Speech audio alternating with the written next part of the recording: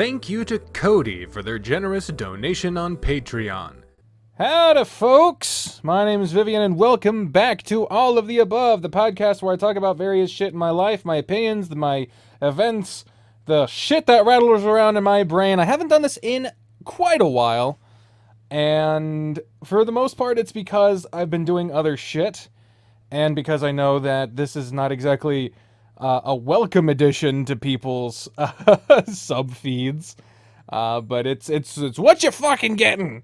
On this edition, almost at this week's episode, like, I don't do this weekly. I tried to so hard. Me and Caleb were doing it.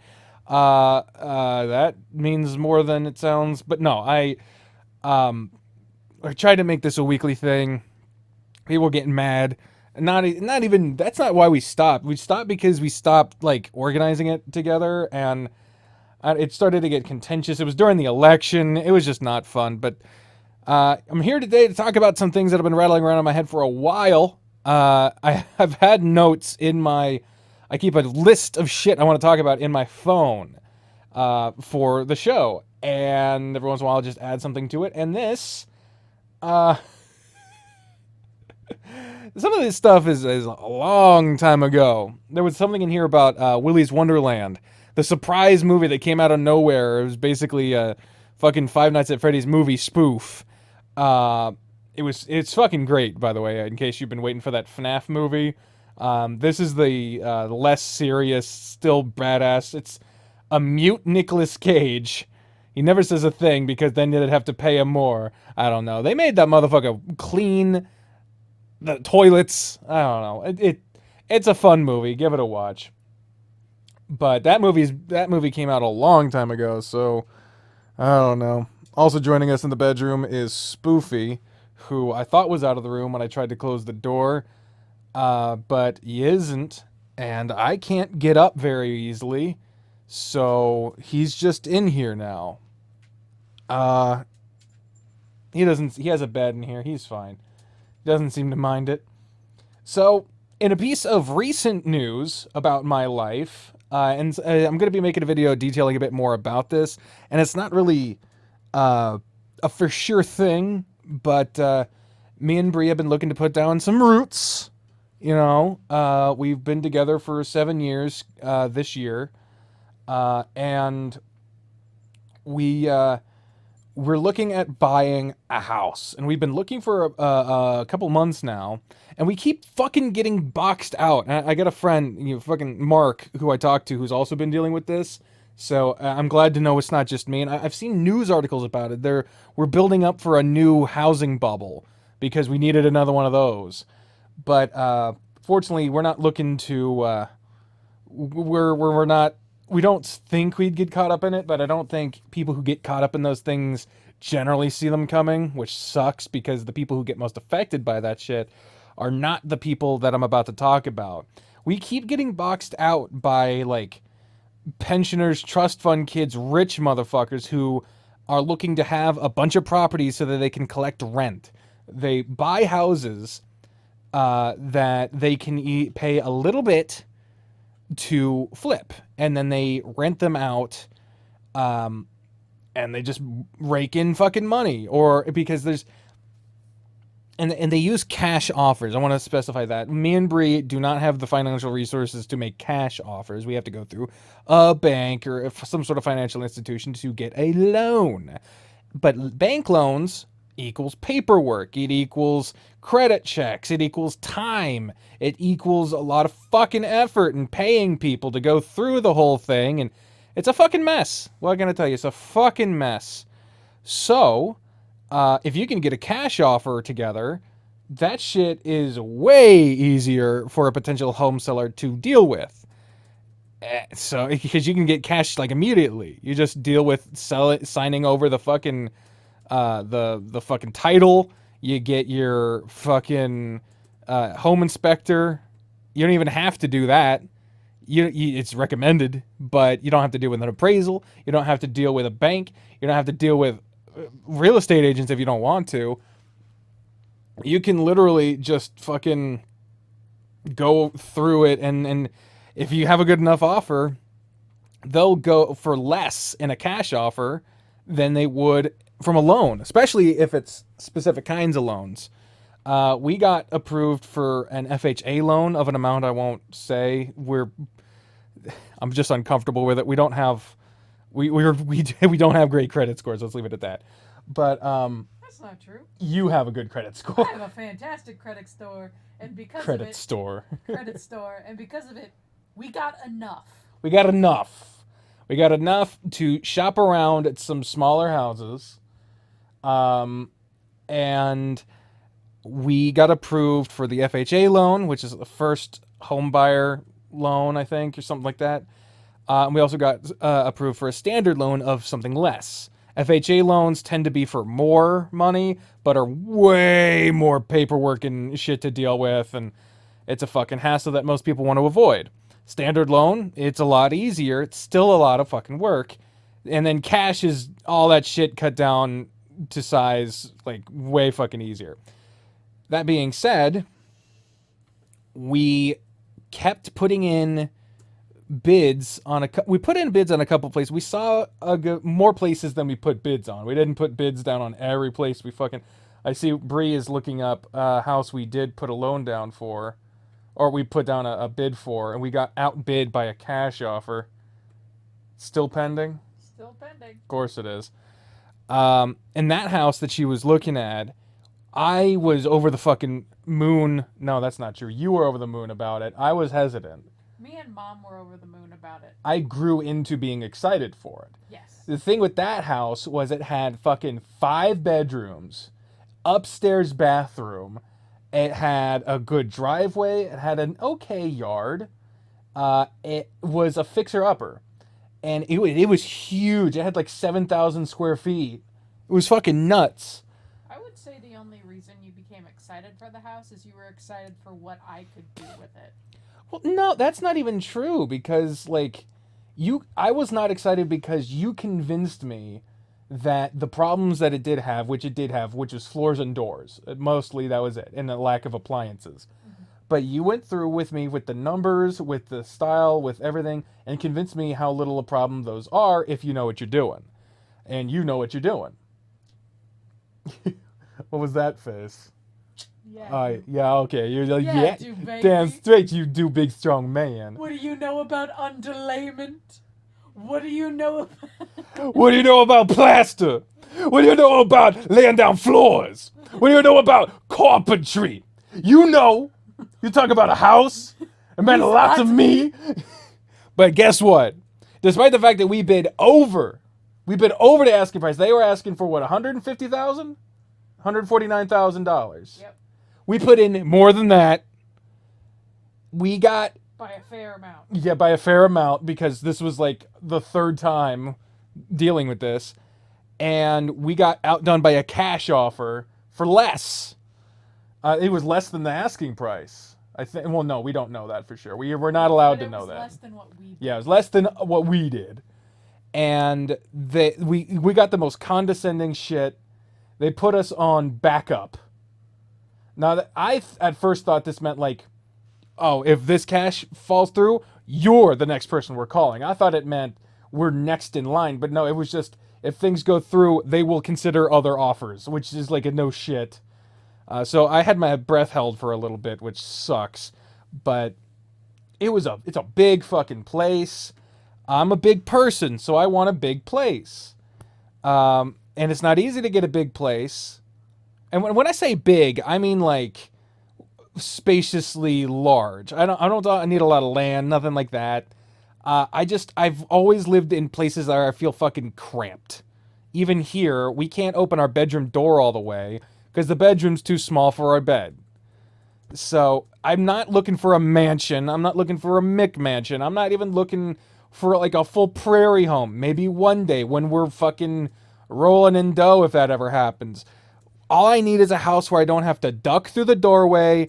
I don't have to turn sideways to get into some place. That's all I want. All right? I'm not asking for a lot here. So we put in a number of bids, and we finally got a place where they accepted our bid. Now, they did They did do some things where I'm not going to discuss it. It's still an ongoing thing. And as our realtor put it, basically, you don't own shit until you get the keys in your hands and the papers are signed and the money's been traded hands. So, like, this is a great first step. We got a bid that's been accepted, but we don't own shit. However, it's looking pretty promising. You know, it's in the financial court right now, not literally court, like a ball in the home buying ball is in the financial institution's court. That's what I'm. There's no jury. There's no lawyers. Using the word court is making this sound more of a bigger deal than it really is. The point is, we're further along in the process than we have ever been before, and we have reason to be excited, but we also have reason to be a little, like, we're hopeful. No, nothing goes bad, because we still got the home inspection, we've still got the appraisal, we've still got the contract's already been signed, but that could, literally at any point shit could go wrong. And then, of course, once all that's done, we actually got to move into the place. And there's something to do with that. But again, that's kind of private information. We don't need to go into all that. But point is, even if everything goes way according to plan, we won't be doing shit for like a couple months at least. Probably, right? Right? Right? Right? Right? You got your fucking headphones in. You were literally talking to me. And I was talking to you with my headphones in. Could you hear me? Yeah. So why didn't you fucking respond?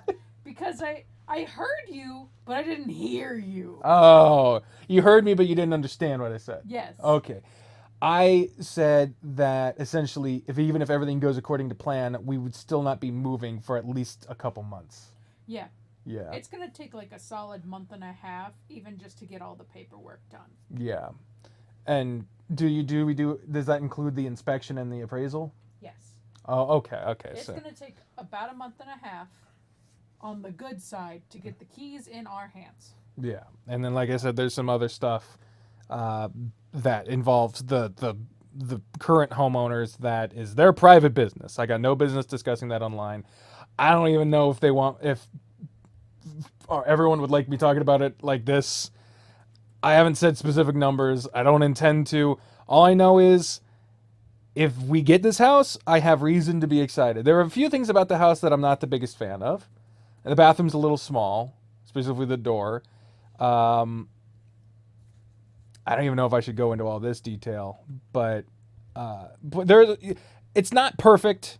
Nowhere's perfect, but I'm pretty fucking excited about this house. Like, the entire time we were going through it, I just kept, like, saying how much I wanted the house. And it's a pretty good fucking house. So, yeah, I'm going to get off this because if this recording get into the wrong hands and I go into too much details, shit could go wrong. And I have a tendency to just fucking keep talking when I shouldn't. What's this? Oh, I get notifications about other people coming on other people's shit from Facebook. Facebook's just mad because I don't go on there anymore. I took Facebook off of my phone's home screen because I'm tired of it. I only have Facebook now because of Facebook Messenger. That's it. That's the only reason I still have it. Everything else, like, the weird thing is, like, Bree's dad was helped me think about Facebook in a way that was like, yeah, I don't need to know what my friends are all thinking at every fucking hour of the day. Because I was like, oh, I want to support them. They put something out there. I want to give them a reaction. I want to comment. I want to be involved. It's such a negative experience, though. And it just makes me upset. And I don't need to know all that shit. So I'm thinking like, oh, yeah, I might consider it, whatever. And then your fucking dad gets a Facebook. He didn't get a Facebook. He has a Facebook account. Yeah, Lee made it for him. Yeah. And he doesn't go on it or anything. I know, but it's just funny that his argument helped convince me that I should just get off the website, and then he fucking gets an account. whether he uses it or not. It's just funny.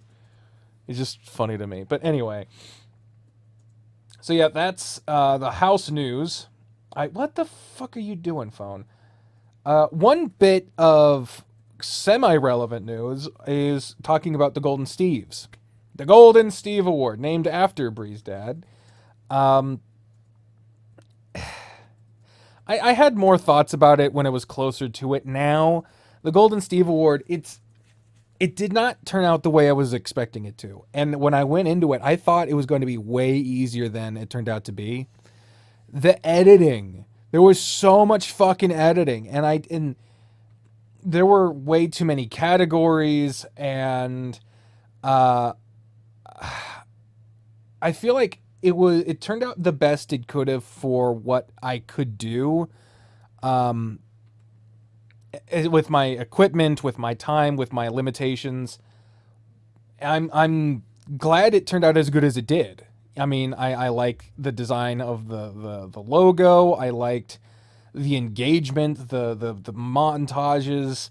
The live stream went to shit, which that was not fun. But at least we eventually got something like what I was hoping for with the recorded version, and it served it as a nice finale. You know, a finale to something that seems to not be holding true, which is me playing games in general and not just visual novels.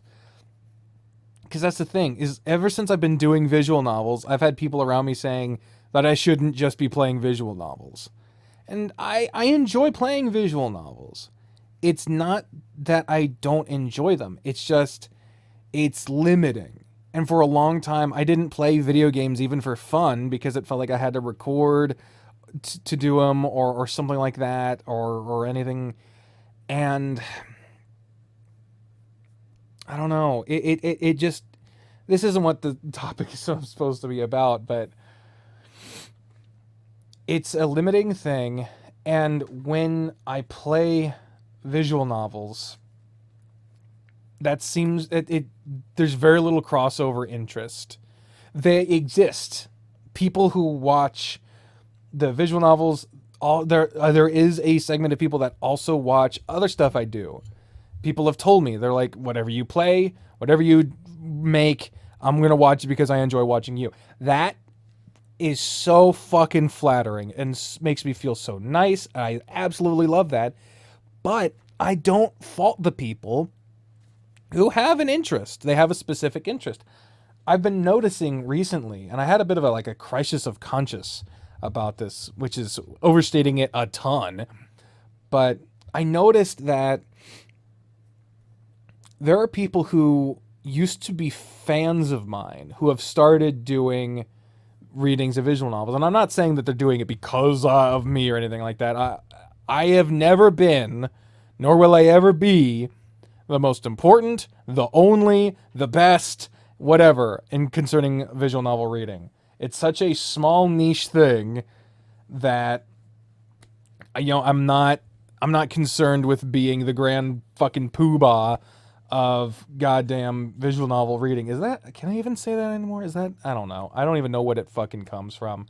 I should look into it. Like, I don't want to accidentally say something that's messed up. But anyway, I noticed there were people who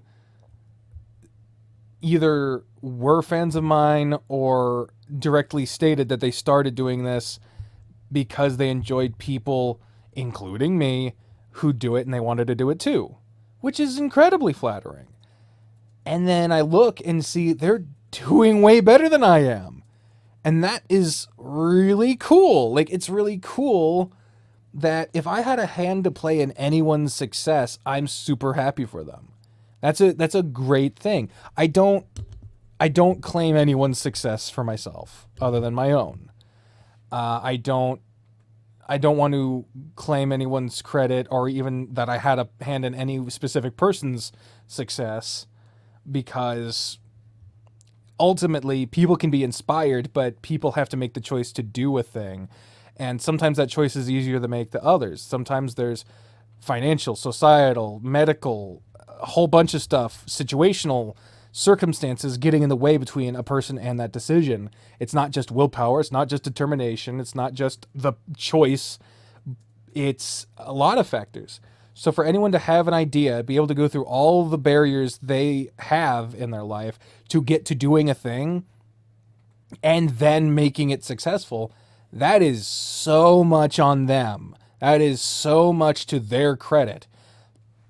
Inspiration is such a small part of the process. So even if someone blatantly was like, I'm doing this because this person did it, like, you still had to do it. That's you. That is yours to claim. So I'm glad for them. The thing is it did make me think, like, they've been doing this. I've been doing this for so long, right? And I fell into the trap. Let's just say this. I fell into the trap of comparing myself to other people, which will never make things better for you.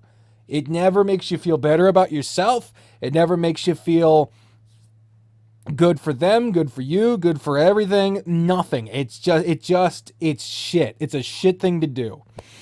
It doesn't lead to anything good. But I fell into that trap because it's a fucking easy thing to do. And I was like, well, I've been making videos on various platforms, mostly YouTube, since 2003. YouTube didn't exist until 2005. And I started in 2000. I started on YouTube in like 2006, 2007, somewhere around there. But I've been making videos either privately or on like MySpace or shit like that. I've been making videos for a long time. Oh my God, I'm coming up on 20 years. 2003 was 18 years ago. Is it? No, that's not. No, it is. I've been making the year I made my first video, someone was born who is now allowed to vote and has finished high school. Oh my God. Okay, so that is gonna freak me out for a while. The point is here, I've been making videos for a long fucking time. 18 years. 18 years. And what do I have to show for it? A very moderate, very small level of success. It doesn't matter the size of the success. It's the joy that comes with it, the work you put into it. I am extremely grateful to the people who have been subscribed to me for any amount of time. Any amount. People who came for one series, people who come for everything I make. I have people who give me money because they enjoy what I do on Patreon. That is insanely, it is insane in general, but it's insanely humbling. And then a lot of times this helps me maintain the desire to, not the desire, but the motivation to keep going. Because for a long time, from 2003 to 2016, I had barely anyone watch me, and I don't think anyone regularly. Like the first regular viewer I think I ever had was Bri, but I didn't meet her because she was a viewer. She met me, we met each other, and then she grew to like, at the time I did a series about the Walking Dead video game, Telltale Games, and she watched that series after she knew me. But like none of my friends watched regularly, none of my family watched regularly, and no one was really watching my stuff regularly at all. I wouldn't get comments, wouldn't get likes, wouldn't get anything. If I had a Patreon at that point, no one would watch it. No one would have supported it. And then I played fucking Amorous, and that then just exploded. And then that led to extracurricular activities and repeat, and then it just took off from there. So for 2003 to 2016. That's 13 years. For the first 13 years of my 18-year video making career, if you want to call it that, no one gave a fuck. The first 13 years, no one gave a fuck. No one cared about what I did. Then all of a sudden, a few people did. And then at its most, I would get 1,000, maybe a couple thousand of views per video or stream that I did. And now it has gotten to the point where I'm lucky, very lucky, if a video breaks 1,000 views. So my channel has had its peak, and it's more than time for me to. What the fuck? What the hell? Oh, hold up. Sorry. I don't know where it is. Where the fuck is it? Oh no. I don't want that beeping all the way through the video. Oh, fuck me. Well, that was my Nielsen meter. Not supposed to say what that was, but yeah, I have no idea where it is. It's somewhere on the floor. That's fucking great. It was attached to my blanket, but it seems to. Wait a minute. No, it's not. It's attached to me. Then why the fuck did? Whatever. Who fucking cares? No one came to listen to that. Very few people came to listen to this at all. So I'm very sensitive to the idea and cognizant of the fact that I need to change things up if I want to ever get back to that point, and it's very possible that I never will. The point of the level of success I had. And I'm not doing this for the numbers. I want to be very clear about that. I used to drown in numbers. I used to live or die by view counts and what viewers wanted to watch and all that other stuff. And yeah, there's a certain level of truth to the idea of if you do what your audience wants you to do, they will watch that thing. Odds are they also will grow a bit entitled. And I'm not talking about my audience here. I'm talking about some other channels' audiences, where as soon as they learn that they're being listened to and trying to be abated and pandered to, as soon as they don't get something they want, they go fucking nuts. I officially have stopped being a fan of Game Grumps recently, and I'll get into why a little bit later on, but I would say that is a fan base that grew entitled a long fucking time ago, and I'm glad to not be a part of it anymore. But why am I so sniffly right now? I wasn't at all before I started recording. What the fuck? Do I have allergies now? I didn't used to have allergies. Oh, I'm missing the State of the Union. God damn it. Oh, well. So, I want to play other stuff. I consulted with Fabulous Aura about some of the things that I could change about my channel. He recommended that I pay more attention to tags and hashtags and a lot of very specific like analytics stuff.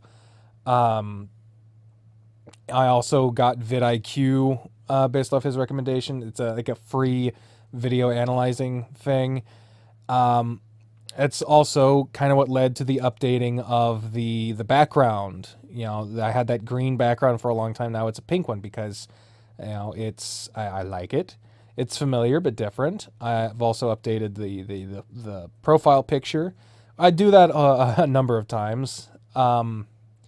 And I also updated the channel banner. And, you know, those things themselves are not going to change everything. And I'm still playing visual novels. I'm still playing some key series that I enjoy. And I stopped a while ago feeling beholden to the idea of having to play certain series because people want to. And I get a lot of tweets and comments like, when is this series coming back? Any updates on when this series is getting another episode? Like, I have adopted the attitude of a series will get updated when and if I want to update it. And that helps me because I needed to have a better mental attitude towards it all. I needed to not feel beholden to a schedule, beholden to I have to do this because other people want me to do this as opposed to me wanting to do it. Because I enjoy the things I play, but I mean, that's why I play them, because I enjoy them or because I'm interested or whatever. But if I'm doing it because other people want me to and not because I want to play it in that day, I start to grow to resent the thing as opposed to resenting the true problem, which is that I'm not playing things because I want to play them. You know, for a while I started to resent extracurricular activities because that's all I would ever get requests about. Same with tennis ace. I was like, oh, I got so many comments wanting me to play Echo. That's why I even looked into it. And then that series stopped getting nearly as many views as it used to. And then, but I was really interested in it. But every time I would post a video, someone would be like, oh, when's the next tennis ace update? And here's the thing. Like I said, I don't blame people for having their interests. I don't blame people for only caring about tennis ace or only caring about extracurricular activities. If that is the case, I don't blame them. However, I can't cater to those people. If I did, I would get their views, but I can't. And the thing is, there is very few numbers in the audience of people who are there for, I'll do it if I want to, whenever I want to do it. Yeah, you don't get that very often. If JonTron posted videos very frequently, he would get burnt out really badly, but he would have more of a regular viewership. He also doesn't just tackle any one thing. You never know what the fuck he's going to be talking about when he shows up. So he doesn't cater to those audiences either. And he's just one example. He's just who came to mind. It's hard to grow a cult of personality, which is not what I'm trying to grow, but that's the only term I came to. It's hard to grow an audience based off of you when you're tied to a specific thing or a specific kind of content. Another example, iDubbbz. He stopped doing like all of his famous series, just started doing whatever the hell, and he doesn't have the same numbers he used to, but he's probably a lot fucking happier. He seems to be more relaxed. And he's been able to make some really interesting, different content now that he's not just doing the things that he keeps getting his audience demanding that he does. So I'm never going to have the breakout success and be the next great YouTuber. It's not gonna fucking happen, and it's not what I want. Ultimately, my goal is to be a voice actor, which honestly, I have pretty much grown convinced will never happen. Now, I could be wrong, but as of right now, I have way too many things to focus on in my personal life to try to pursue that. As of right now, I can't record anything unless I'm laying in my bed. I can't sit for the duration of a recording. I can't stand for the duration of even washing the dishes. I can barely stand for the duration of a shower. And so I don't have any business making plans or saying that I can commit to a schedule when I can't. I mentally and physically cannot handle standing up to the promise of, oh yeah, I can record blank and have it in on time, or I can come to this meeting or whatever at this time, because I physically and mentally cannot. I'm working with doctors. I'm working with disability. I'm going to be going back to the gym once I get my second dose of the vaccine. I'm doing a lot of things to try to make things better, and it's going very slowly. It's very frustrating. and I'm not making as much progress or doing as good as I would want to be, but I am doing better than I was. Sorry for the sniffles. And I am going to continue working on that. But until I am to a livable condition, I'll never be in a workable condition. And that's probably what's going to ultimately be the downfall, is that I'm too disabled to work. And as much as voice acting seems like just the fun thing to do, you know, a lot of people claim that you can do it on the side or whatever. If you want to actually do it, you can't. It's still work, and I do not have the mental and physical capacity, even if I get past some workable problems. I will continue to be disabled until the day I die. So it's very likely I will never be what I want to be. But that doesn't mean that I can't be what I need to be in that moment. Right now, what I need to be is a supportive partner, a supportive member of this household.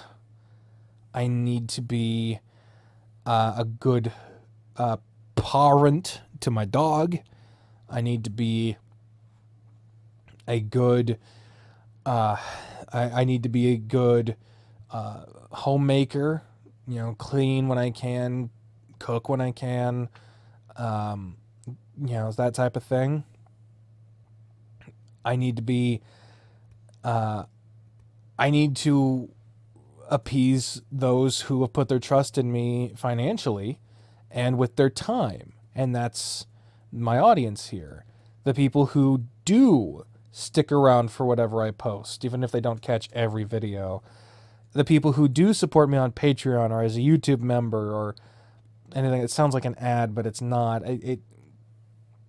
What? There's a Roblox TV show?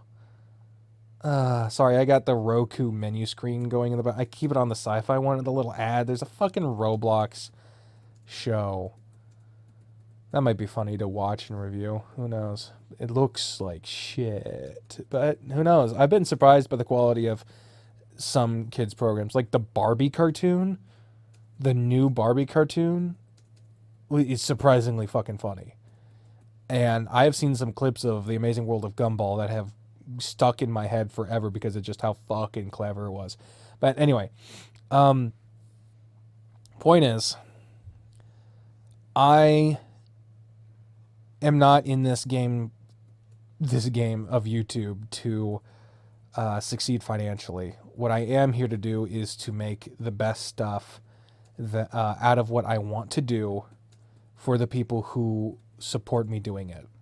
And that's just not going to be the same number of people that, you know, play certain games, even if the person making the game is a piece of shit. You know, who can look at that situation and just decide, oh, whatever, it's fine. I got fucking... I'm not a drama channel. I don't need to fucking... This isn't a drama thing. It's just something that annoys me personally. The whole point of this podcast is to address stuff that's rattling around in my head. I'm going to say this one. During the whole shit with Far Beyond the World, I had a very specific person who used to follow me, who used to watch my stuff, I believe. I try to keep track of names that pop up all the time, and for a few I will remember, but my memory is absolute garbage. Who basically condemned what I did, you know, standing up for myself and responding in kind, and then kept playing Far Beyond the World on their channel, and now they're getting a fuck ton of views off of appeasing a person who was abusive to me and to others. And they unfollowed me. They don't watch my stuff anymore. And I don't think highly of that. Obviously, everyone can have their own opinion about what happened, and a lot of people do. But I don't know how you can look at what Kayla's done and think, I'm still going to play that game. And that this person I'm referring to is not the only person. There are other people still playing the game, and I don't encourage that. But it's not my job to tell anyone else what to do. But I do remember it. I do remember it. So, not that that fucking matters, because when it comes to community with visual novel readers in general, I'm not very included in that. A few of them work together on some stuff, but other than a couple of things here or there, I'm not really considered part of the club anymore, if I ever was. So, that's kind of what you get for sticking up for yourself. But, oh well. Like I said, this is supposed to be a Golden Steve recap. I don't know where this segment got off on, but, got off to, I should say. But, the whole point, Bree's laughing about some other shit next to me, really ruins the mood. How could you? But,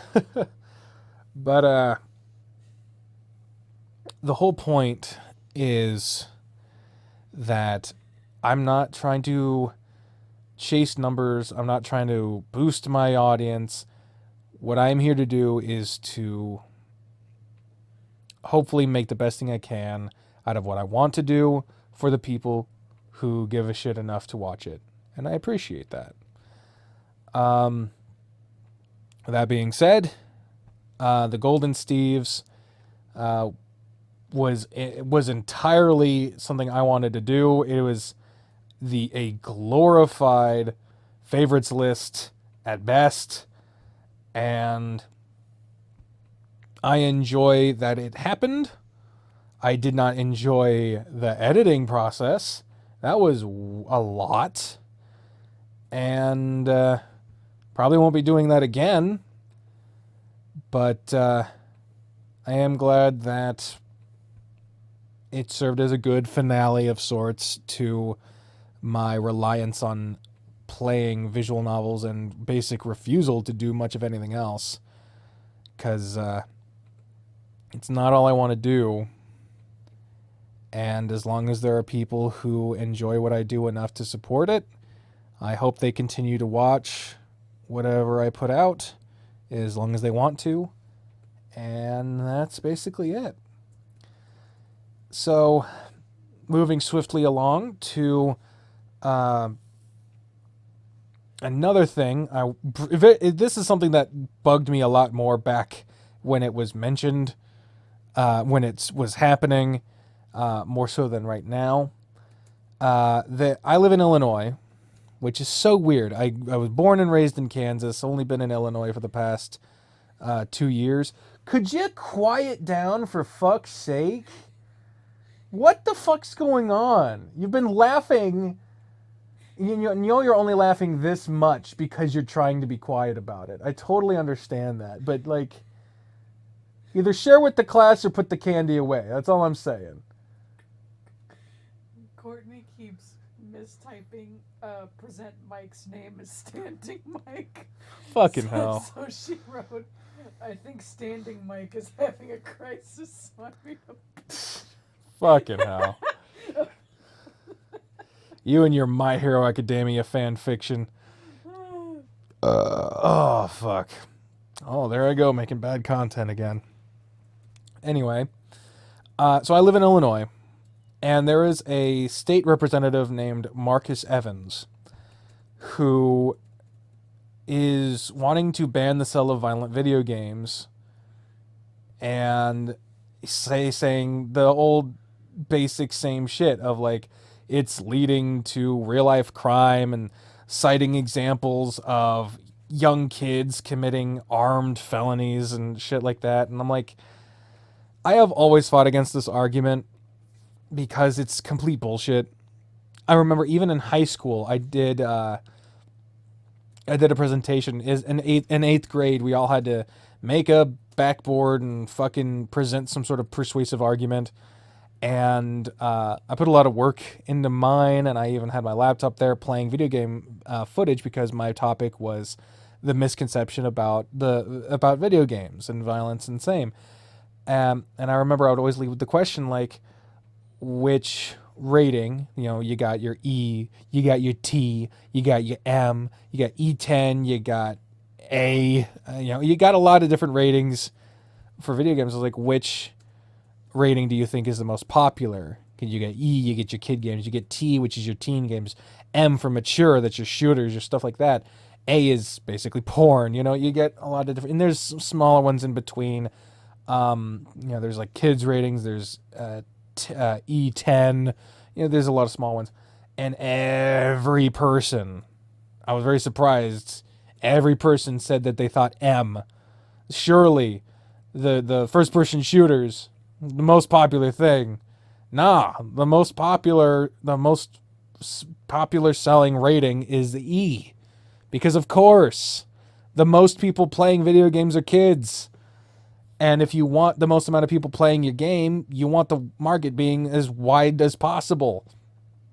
It is not allowed for someone selling video games to sell an M-rated game to someone younger than 17. A lot of people still do it. They shouldn't, but they do. And I say they shouldn't, not because I don't think people under 17 can handle an M-rated game. It comes down to the individual fucking person. Some adults can't handle M-rated games. Some fucking middle school kids can handle a first-person shooter more than some adults I know. It comes down to the individual. It's just a general rule. So it when it comes to, there's no correlation. When it comes down to it, there's no correlation between fantasy and reality. What is depicted in a video game does not correlate to real life. If you can pick up Grand Theft Auto and shoot up a bunch of people and steal cars and whatever, that does not mean you're going to do it in real life.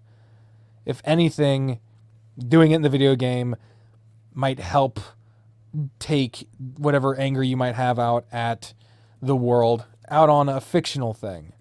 You know, people get on and rage on Xbox Live, might be like releasing the steam instead of bottling up. They release it out on Xbox Live and on the shooters or whatever, first-person shooters. Because thing is real life has consequences, video games don't. And the vast majority of people know this. The whole reason why shootings get the attention they get is because of how different they are to normal, you know, and the horror of the thing itself. If everyone who picked up Grand Theft Auto 5, one of the most best-selling games of all time, went out and actually committed a Grand Theft Auto, we'd be fucked. Because what with that game, like, made $1 billion in the first 24 hours or some shit, it was fucking ridiculous. We'd be outnumbered, right? Video games is one of the biggest fucking industries of all time. So no, when it comes down to it, because that's the thing, is people who commit violent crimes, by and large, there's not an absolute, but the vast majority of people that commit violent crimes or crimes in general are not people who are just out looking to do harm. People who steal, generally speaking, have other circumstances that led them to that decision. People who commit violent acts on another person generally have some other circumstance that leads to that decision. And I'm not including a discussion on mental illness in this because that's a whole other section of consideration that has nothing to do with the influence of video games in general. when it comes down to it, crime is not a matter of being a bad person. That's a falsehood perpetuated by simplistic ideologies and simplistic depictions and stuff like that. That's why, like, old-timey, like, comic books don't hold up today. Because you would get, I'm the crippler of Crimson Street. I love seeing blood splattered on the wall, and I steal people's hubcaps, you know. And why? Why do you do this? Because I'm evil. Like, some people like that. There is some people enjoy the simplicity. Good, evil. Very easy to understand. It's not compelling nor realistic. The comic books now are again, not entirely. There are shit comic books now, and there were great comic books then. But comic books from like the 90s, 80s, 90s on tend to get more complex, more interesting things. That's why Batman movies and Batman TV shows, Batman media, completely different from the days of Adam West. Rest in peace. It's not boof pow, I gotcha, Joker, nah, my utility belt. Now you've got the trauma, you've got the Batman who laughs, you've got all this crazy shit, and it's more complex because it isn't the good guys versus the bad guys. It's morally and ethically complex individuals clashing, which is going to be way more interesting because now people who can sympathize with the Joker, people who can sympathize with Lex Luthor, they can sympathize with fucking...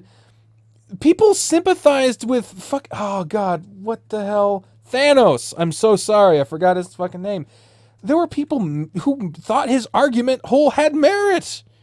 You know, they were ignoring the whole idea, like, oh, if you get rid of half the population, you have more resources for the remaining people.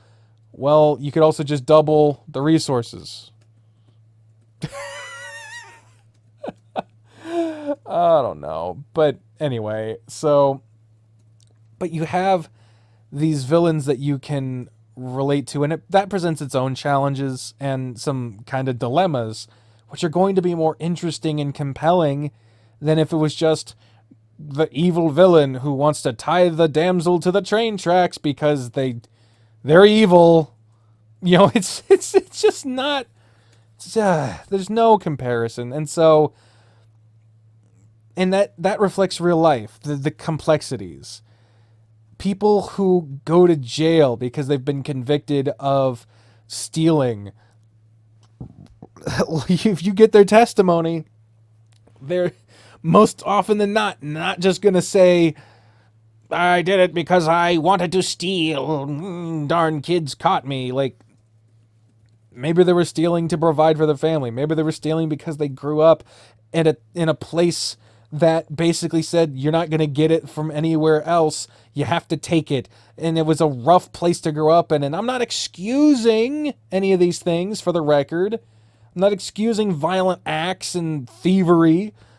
What I am saying is that it's more complicated than I saw it on TV or I saw it in a video game, so therefore I'm going to do it. And it's not as simple as people being more predisposed to doing these things, and the video games were just a catalyst to push them that 1 degree further. That's not how it works. That's not how people work. It's dehumanizing to say that. And anyone who makes that argument should be automatically ignored because they're speaking nonsense and tomfoolery. The falderall that comes out of these people's mouths. So yeah, no, what the fuck? What? 5 reasons why Huskies are the weirdest dog breed. Okay. That's funny. I'll watch that later. Thank you, Lisa. I've never gotten a message from this person before. This is very... Oh, that's funny. Is the State of the Union still going? It's been 30 minutes. Can I see it? It still says it's in 30... It still says it's in 3 hours. I gotta know. Am I missing the State of the Union? It'll be up afterwards. Oh, whatever. Whatever. Oh, we'll move along. So what's the next thing? I did promise I was going to talk about why I'm not a fan of Game Grumps anymore. I've had a story on here forever that I guess I'll never get to. Oh man, I took so many fucking notes on this, and I'm not gonna be able to go. Okay, so I was way more upset about this when it happened than I am now. I've gone through the stages of grief, and now I'm at acceptance. I've accepted what happened, and it sucks. So, the story is the if you're looking for reasons to not watch Game Grumps, you don't have to look far. I didn't realize how many fucking problems there were. I had been a fan of Game Grumps since its inception. I was there on what was the first episode was Super Smash Bros. Brawl, right? I believe so. I know one of the first series was Goof Troop and Kirby, and I was there, man. I was a fan of Egoraptor for the vast majority of my childhood. Hell, even before I knew that he was the person behind DBZ in a nutshell or whatever, back in the Newground days, there was still Metal Gear Awesome and the Awesome series in general, and I watched that shit growing up, and look at me now. But and then from Game Grumps, I became a fan of JonTron, and then because of Egoraptor's involvement in the Ninja Sex Party video for Dinosaur Laser Fight, I became a fan of Ninja Sex Party, and then when those two combined after John left, I was a fan of Game Grumps for a long time. I fell off them after a while, and there were a lot of various problematic things that, slowly chipped at my patience, and, I found myself getting annoyed at the fact that, like, they dropped... And a lot of YouTubers been doing this, and it fucking annoys me. It's for the algorithm, but, like, whatever. Audience satisfaction should matter more than the numbers you get. So, they dropped, like, episode numbers from their titles and thumbnails. So you could pop up an episode and it'd be in the middle of a series, and you'd be like, what the fuck? I don't know.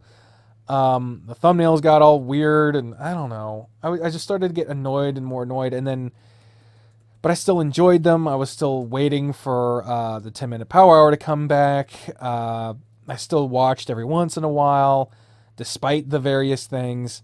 Especially now that I'm trying to not reference them, I'm realizing just how many inside jokes and shit were based on them, on various Ninja Sex Party videos, Game Grumps videos, Egoraptor videos.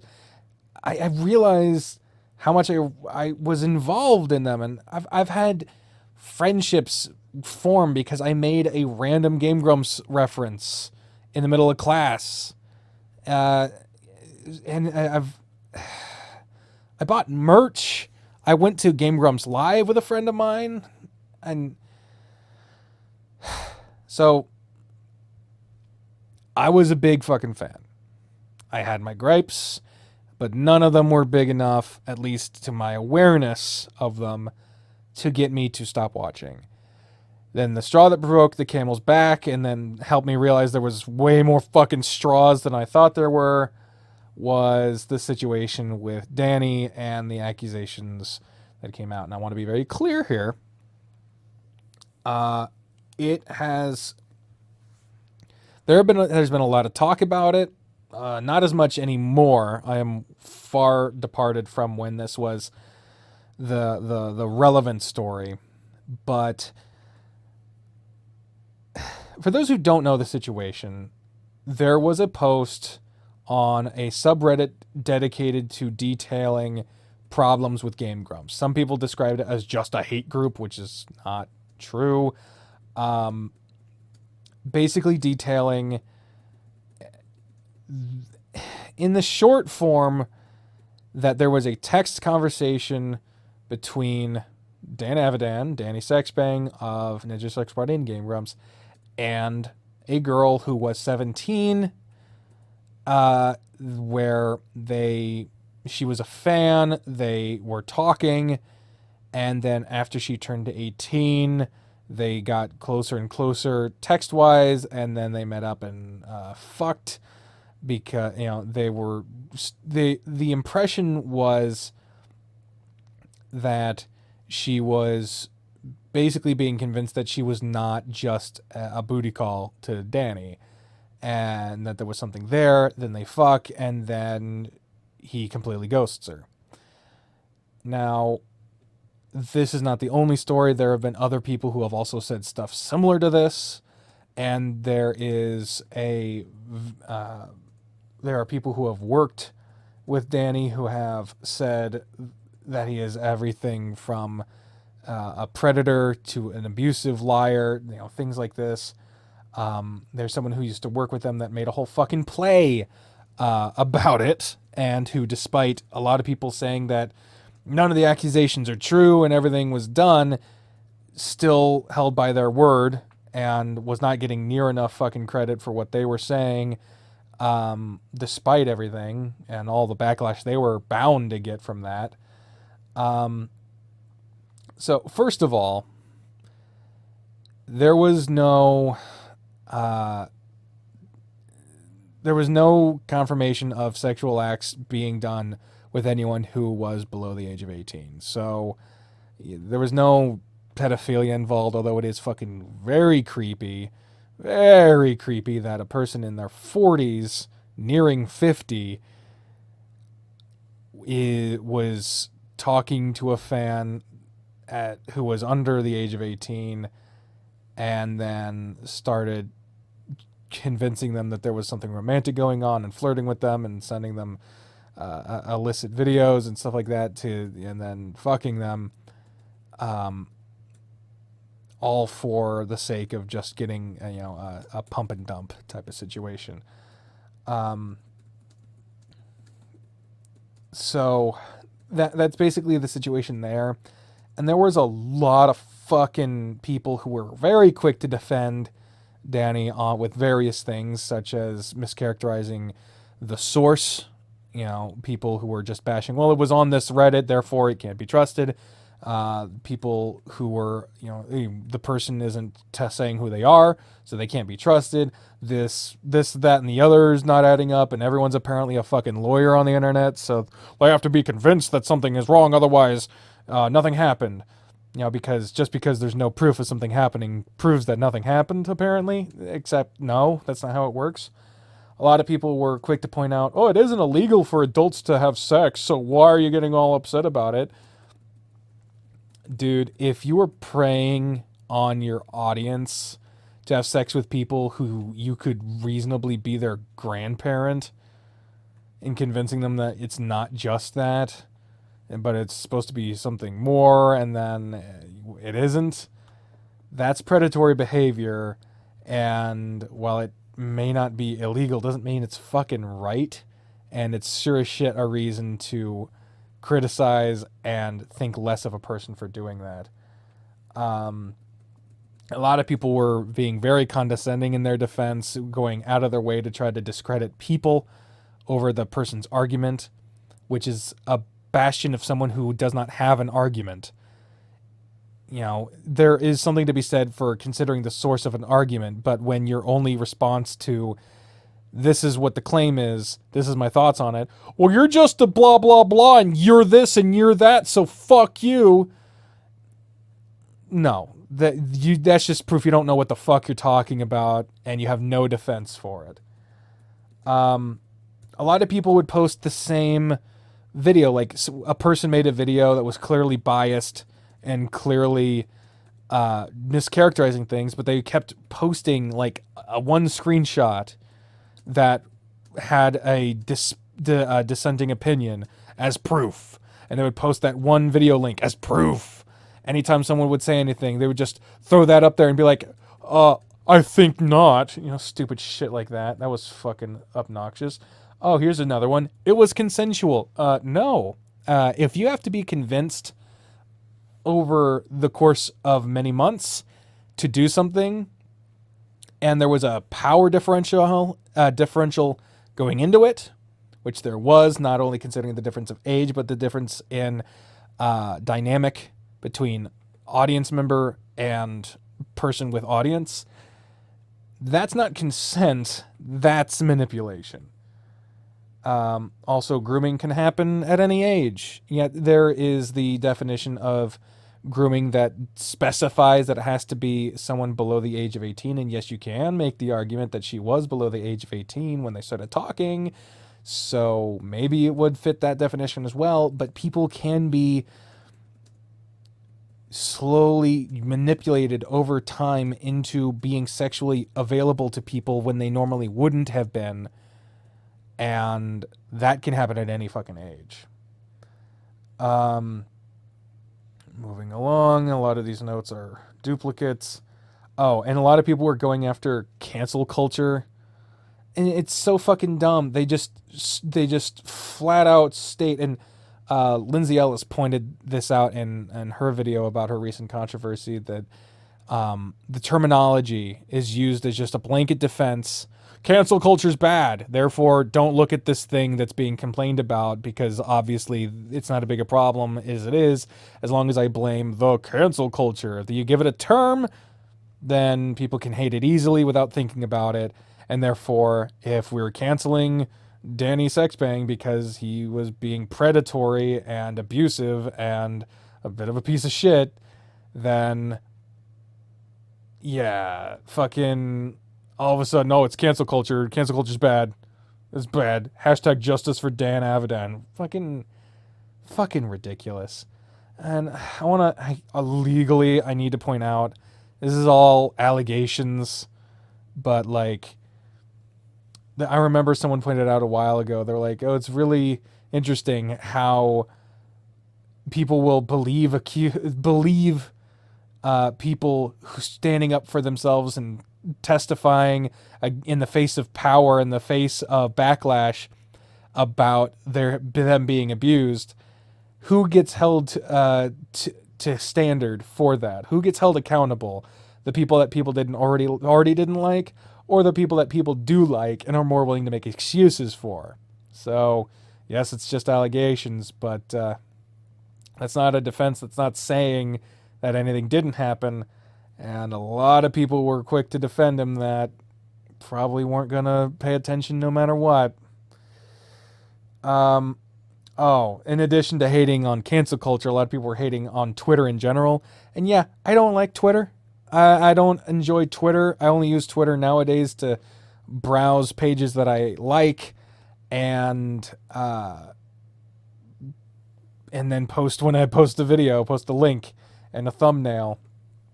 But there were people in the comments of the Game Grumps episodes being like, oh, I'm here before Twitter shows up. Twitter is not some amalgamation fucking blob of intolerance. It's not just some blanket thing here. Twitter is not a helpful platform, but it is not... if anyone's been on Twitter, you know how people fight on Twitter? It's because they're not all on the same page. There's just a lot of people who are on one page and a lot of people are on a different page. And it's not a useful platform for discussion.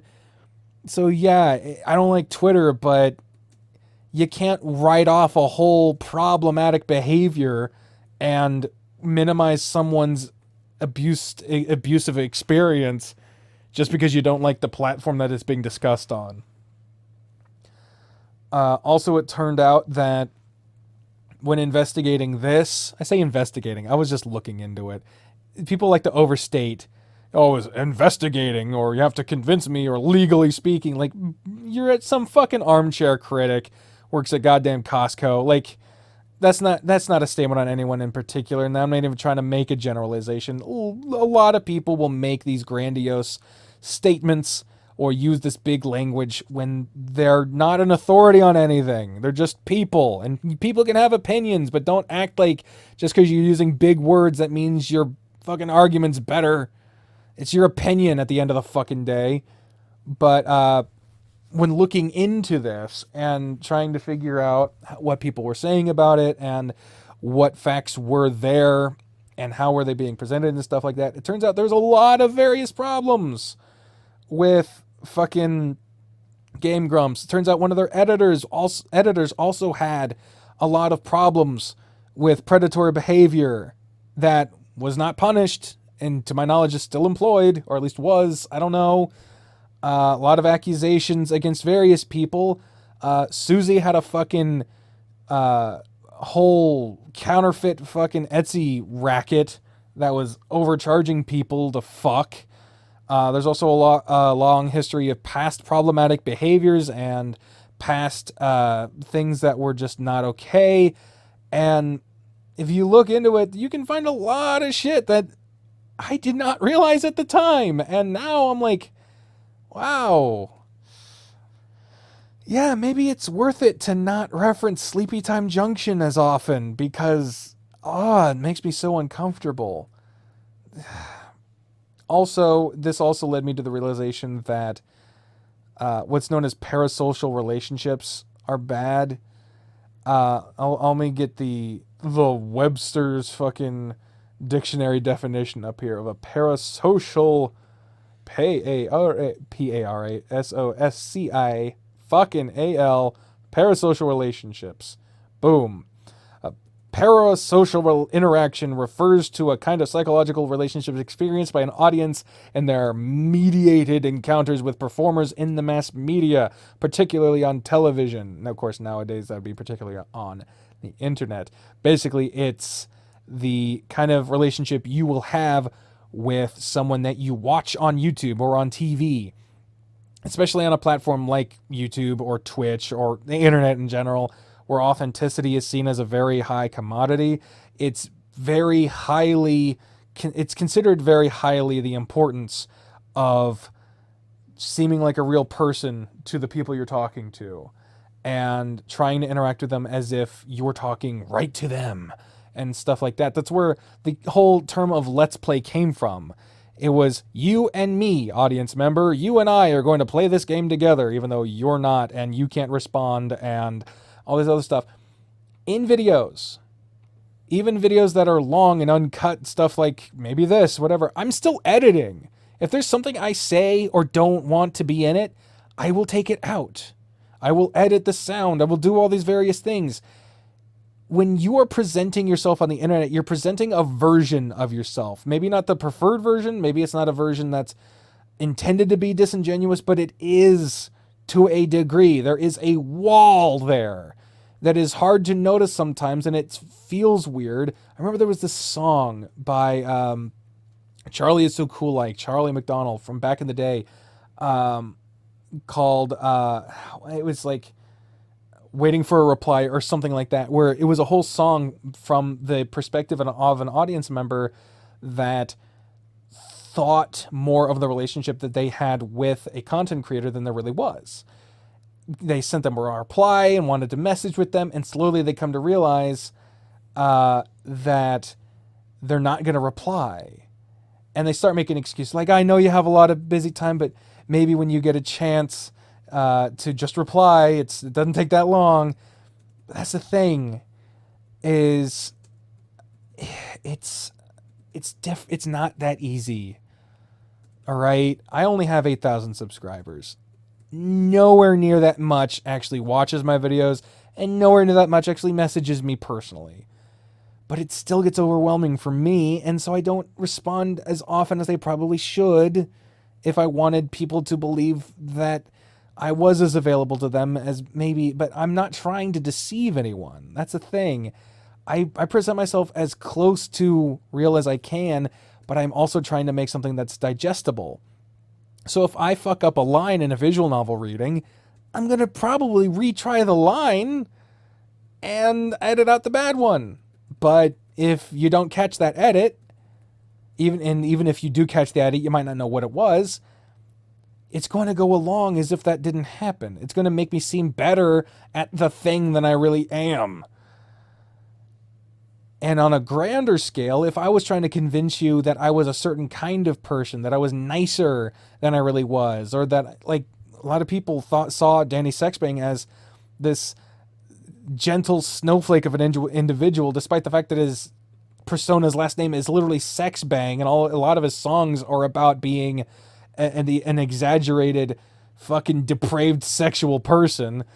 Again, just a persona. I'm not saying he literally is that, even though he did make a joke about how the line between danavidan and Danny Sexbane is growing thinner every day.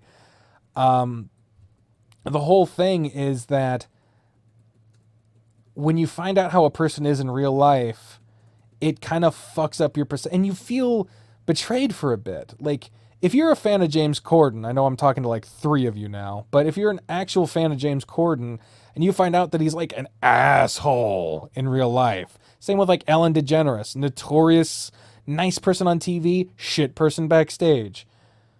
It's very easy to come to that person's defense because you watch them every day. You know that person. You know them so well. You know they wouldn't act like that. That person must be lying. They wouldn't actually. You don't actually know them. You know about them. You know things about them that they chose to show you. That doesn't mean you know a person. Hell, when me and Bri got together, she made very clear that she's a student of psychology.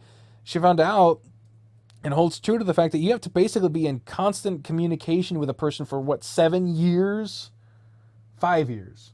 5 years to get to really know a person. Minimum.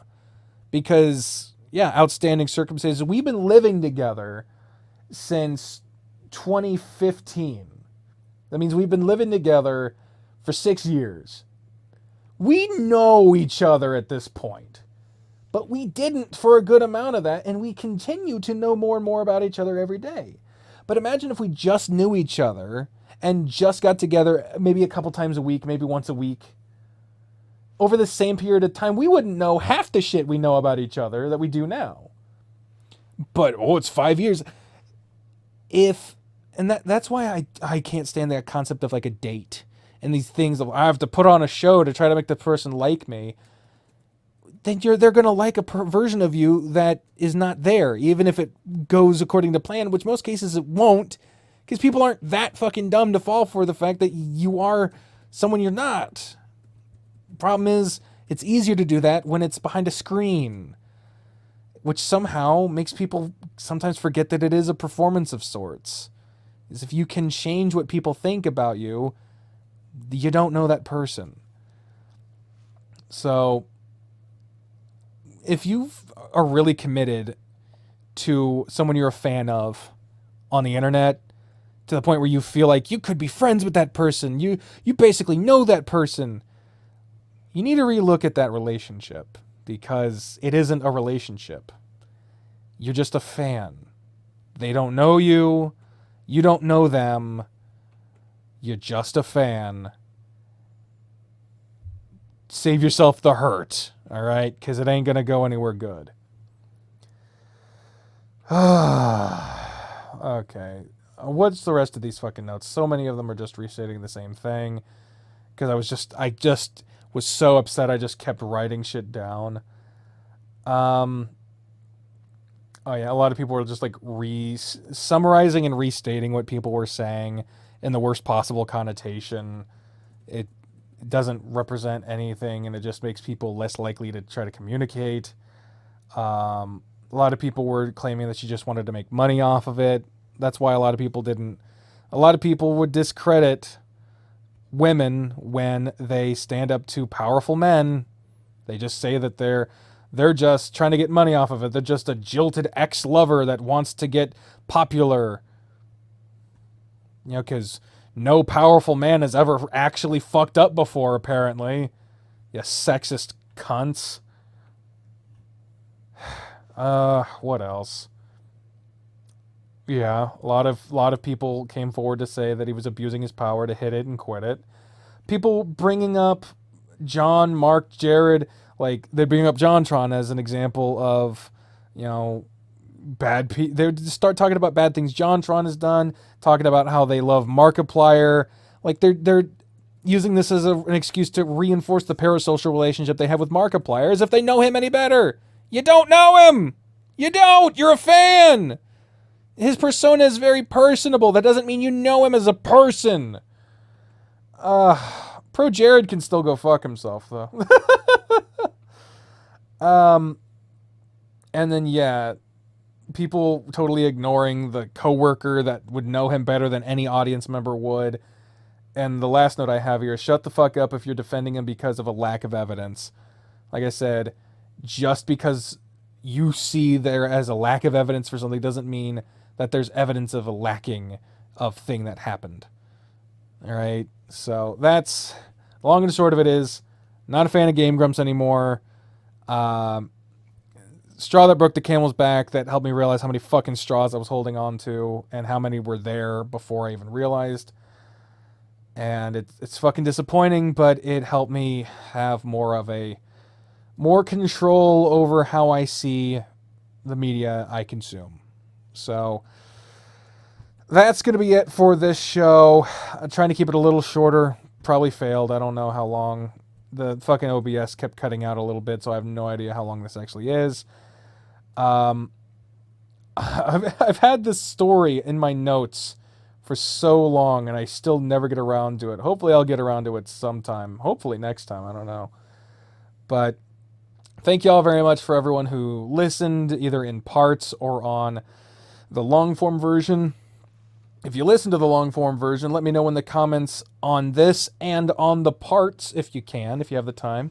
If you made it to this part, just leave in the comments.